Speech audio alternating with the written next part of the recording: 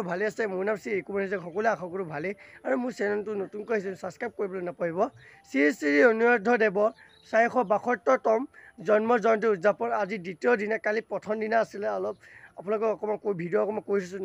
ভাগৱত ব্যাখ্যা কৰা এজন ল'ৰা আছে প্ৰিয়দৰ্শন ডেকা, আৰু তেওঁ ভাগৱত ব্যাখ্যা কৰিছিলে, অলপ ভিডিঅ' কৰিছিল আপোনালোকক, তাতেই দি দিম এই ভিডিঅ'টোত। আজি শোভাযাত্ৰা আছে, গোটেইখিনিকে আপোনালোক সকলোখিনিকৈ দেখুৱাম। ব'লক এতিয়া শোভাযাত্ৰা গোটেই পৰিৱেশটো দেখুৱাম। ব'লক এতিয়া ভিডিঅ'টো লাষ্টলৈকে চাই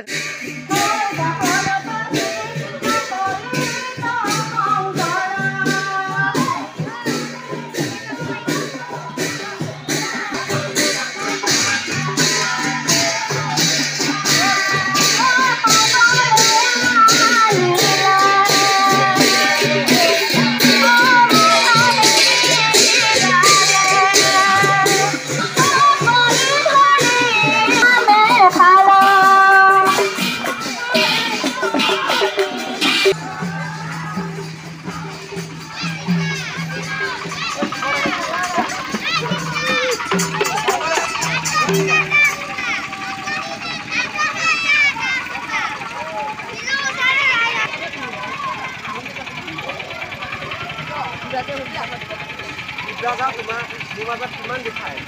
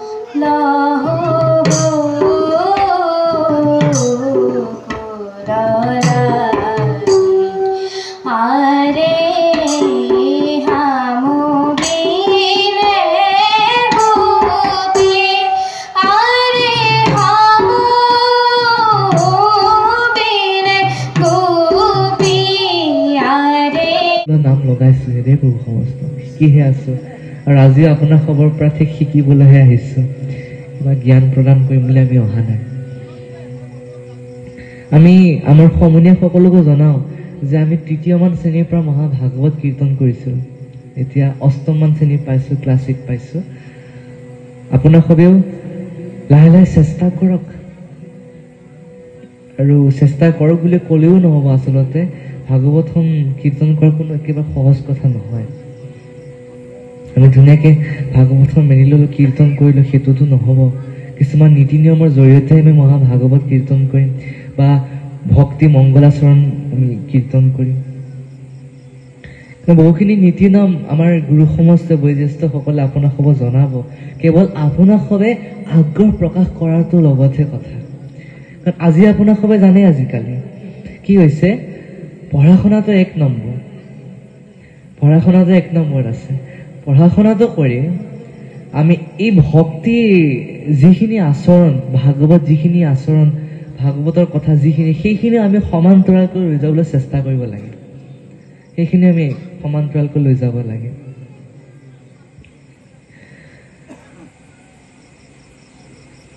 সমস্তখিনি আজিকালি কি হৈছে পঢ়া শুনাৰ দিশত থাকিলেও নহ'ব আপোনালোকে গম পাইছে আজিকালি চৰকাৰী চাকৰি আপুনি কেৱল পঢ়া শুনা চোকা হ'লে নাপায় আপোনাৰ এক্সট্ৰা স্কিল লাগে আপোনাৰ এক্টিভিটি কি বেলেগ স্কিল কি আছে আপোনাৰ সেইবিলাকহে লাগে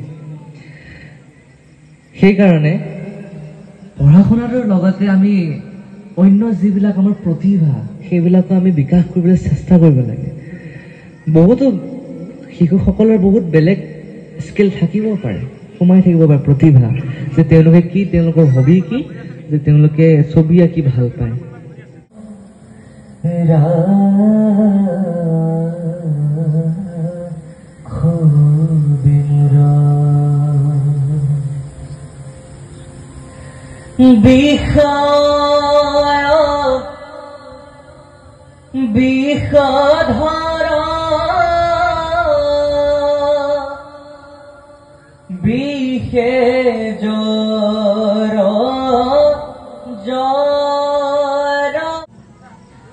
অৰ্থাৎ শাস্ত্ৰত সুন্দৰভাৱে উল্লেখ কৰা হৈ আছে নাম ঘোষাটো উল্লেখ কৰিছে আৰু আমাৰ শ্ৰীমদ গীতাটো উল্লেখ কৰিছে কি উল্লেখ কৰিছে যে यदा यदा हि धर्मस्य ग्लानिर्भवति भारत अभ्युत्थान धर्मस्य तदात्मानं सृजम्यः परित्राय साधनं विनाशाय च दुष्कृतं धर्मस्य संस्थापनार्थाय संभवामि युगे युगे অৰ্থাৎ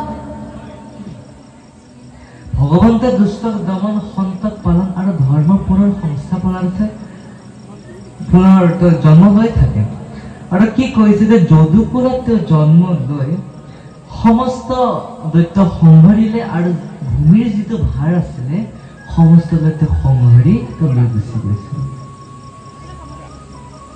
ভকত বৎসল মধুসূদন গোবিন্দ প্ৰদক্ষিণে নমো তব পদ অৰবিন্দ অৰ্থাৎ তেওঁ গুৰুজনাই ভগৱন্তৰ চৰণত তেওঁ শৰণ লৈছে আৰু তেওঁৰ চৰণত কোটি কোটি বাৰ সেৱা নমস্কাৰ সহস্ৰতে প্ৰণাম জ্ঞাপন কৰিছে শৰতৰু সমাজৰ চৰণ দুতয় সন্নিধি মাত্ৰকে ভক্তি মুক্তি পাব যিজন ঈশ্বৰক ধ্যান কৰিলে নেকি তেওঁ মুক্তিও পায় তেওঁ সমস্ত মুক্তিও পায় যি মুক্তি তেওঁ বিচাৰে কাৰণ মুক্তি হৈছে কি প্ৰকাৰ পাঁচ প্ৰকাৰ সাযুজ্য সাৰূপ্য সালোক্য সামীপ্য আৰু শাস্তি